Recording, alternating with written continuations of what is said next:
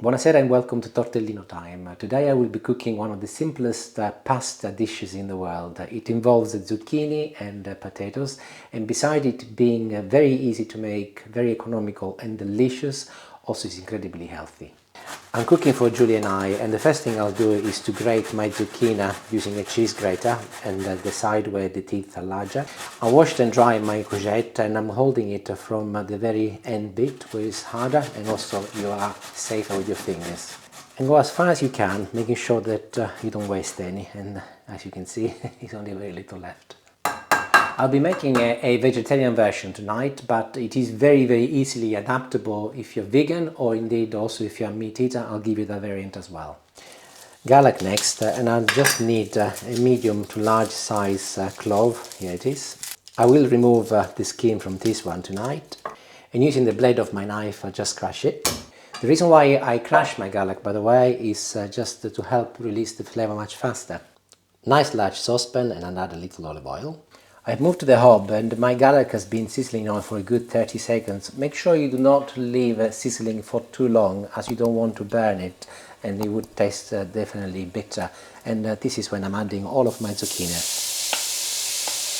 I'm keeping the temperature moderately high so that the zucchini cook relatively quickly, and I don't want to boil them. I just want to make sure that they release their water and they obviously embrace the flavour from the garlic.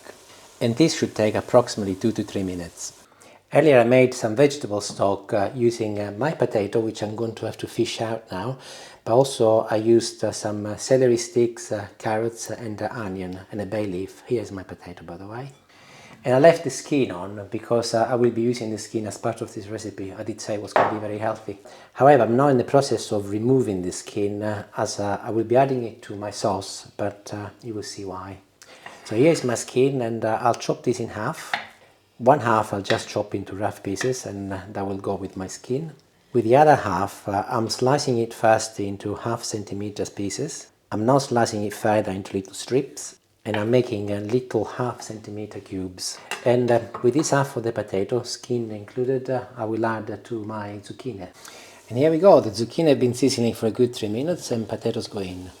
Once the temperature is still on a moderately high setting, I'll mix everything together to ensure that the potatoes are combined with my zucchini. Next I'm going to add some salt, and a couple of these little spoons are the equivalent of 1 teaspoon, followed by a little pepper, quantities to taste. And I'm now going to cover the entire surface with some vegetable water, the water I used to cook my potatoes and all of the other vegetables. You do not have to make a vegetable stock, by the way. Just use the water that you used to cook the potato. That would be perfectly okay. Or you could just use normal water if you like. And within 30 seconds it's now boiling, so I'll turn it down on to medium-low number 4 here, and I'll leave it to simmer for a good 5 minutes next. Small red onion, or white onion if you prefer. I'm removing the first couple of layer of the peel, the skin, and I'm chopping it into tiny little pieces, as fine as you can. Olive oil in a little frying pan, and I will add my onion, and I'll place it on the hob, and I'll leave it to sizzle for a good 5 to 7 minutes until the onion becomes lovely and soft, and that will be a little topping for my pasta later. In the meantime, my potatoes have blended with the rest of the sauce, and I will be whizzing them next, but I will not be going mad. I want it to be nice and smooth and creamy, but I want to leave a little bit of texture, so I will just do enough so that the potatoes blend with everything else. And that is it, it's perfect. You can see that it's not as liquid as water, and there is still a little bit of definition, including the odd bit of potato skin. If you're a meat eater and you fancy additional proteins, when you do the onions, you could actually break in a couple of sausages or some pork mince or even some ham. Make sure that you cook them alongside the onions, and they will cook lovely, and they will combine with the onions, and then you can sprinkle at the top at the end. That is an addition which is absolutely beautiful as well. And time to move to the pasta. The water is boiling, so I'll add a little salt. And my choice of pasta today is called, here I've got the pack in front of me, paccheri.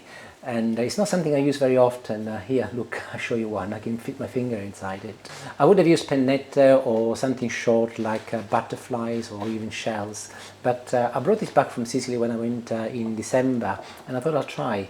It says that it's quite porous, which actually is great because it will absorb a lot more of the sauce, but you can use any pasta. You can use spaghetti, linguine, rigatoni, pennette, whatever you like. The advantage of this sauce, one of the benefits, is that it will go well with anything.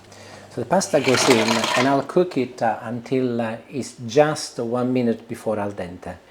And it's nearly done. And by the way, in case you're wondering what the word al dente means, as it is often used all over the world, it's the way you cook your pasta, which should be just hard to bite, not totally cooked, very, very soft. Any Italian will tell you that if the pasta is too cooked or overcooked, it's not good. And it becomes a little bit like glue. Whereas al dente is just a little bit hard to bite. The reason why I'm cooking it 1 minute before al dente is so that I can finish cooking it in my sauce. The pasta will absorb all of the lovely sauce, and by the time I serve it, it will be al dente. And the magic moment has arrived, and as my pasta is quite big, I should be able to easily fish it and move it here.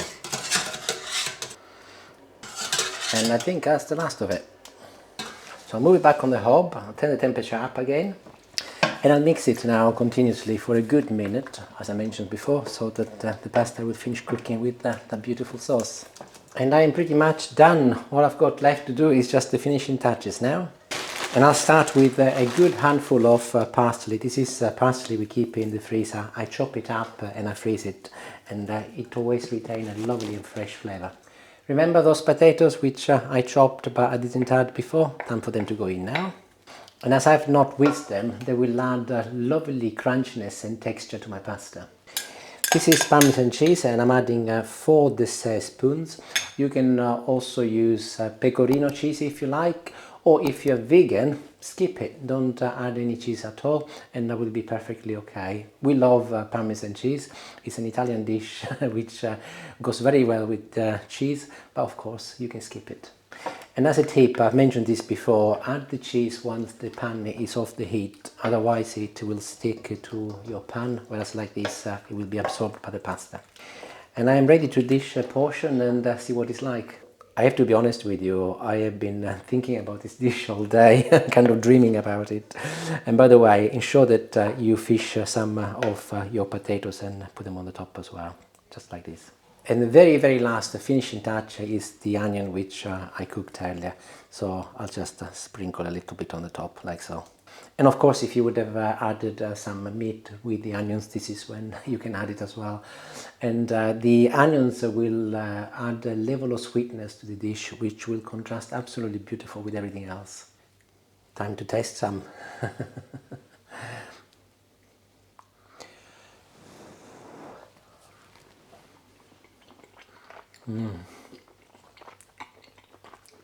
It's so good. It's not delicious, absolutely divine. Make it, you will love it. And let me know how you get on. Buonasera e ciao.